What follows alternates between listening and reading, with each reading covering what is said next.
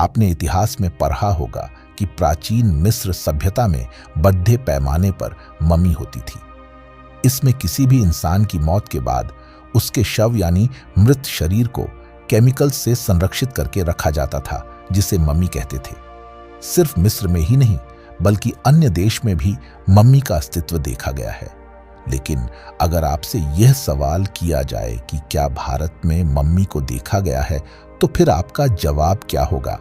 शायद आपको मालूम हो, अगर नहीं मालूम है तो आपको बता दें कि हिमाचल प्रदेश में मम्मी है, जिसके बारे में हम आपको बताने जा रहे हैं। आइए जानते हैं। जी हाँ, हिमाचल प्रदेश में मौजूद यह मम्मी लगभग 550 साल से अधिक प्राचीन मानी जाती है।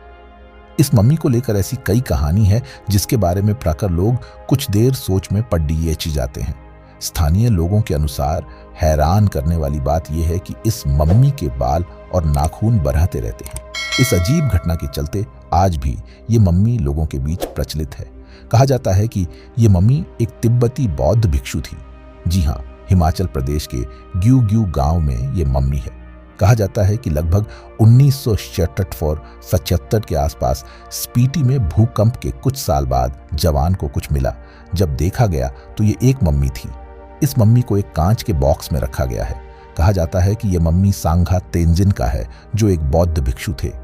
कहा जाता है सांगा तेंजिन की मृत्यु लगभग 15वीं शताब्दी में हुई थी, जब वो 45 साल के आसपास थे।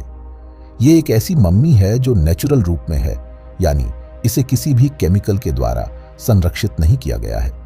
इसे लेकर कहा जाता है कि यह भारत के साथ साथ दुनिया की एकमात्र मम्मी है जो बैठी हुई अवस्था में है। ग्यू गांव में मिली मम्मी के बारे में कहा जाता है कि जब आईटीबीपी के जवान सड्डज के लिए खुदाई कर रहे थे तो ये मम्मी मिली थी। जब जवानों को पता चला कि ये मम्मी है तो इसे संरक्षित रखने के लिए घर का निर्माण किया गया था। कहा जाता है कि कई वर्षों तक इस मम्मी को आईटीबीपी कैंपस में रखी गई थी। जब कुछ विदेशी वैज्ञानिकों ने इस मम्मी पर शोध किया तो मालूम चला कि यह 550 साल से भी प्राचीन है। अगर आप इस मम्मी को देखना चाहते हैं तो फिर आप आसानी से पहुंच सकते हैं। जी हाँ, ग्यू गांव किसी और स्थान नहीं बल्कि स्पीटी घाटी के पास है। ऐसे में अगर आप जब भी स्पीटी घूमने के लिए जा रहे हैं तो आप इस गांव में पहुंच सकते हैं। आपकी जानकारी के लिए बता दें कि कई लोग इस मम्मी की पूजा भी करते हैं और चढ़ावा भी चढ़ाते हैं। अगर आपको ये वीडियो अच्छी लगी हो तो इसे शेयर करें और इसी तरह की अन्य वीडियो देखने के लिए आरपी हैथिया चैनल को सब्सक्राइब करें और कमेंट जरूर करें। धन्यवाद।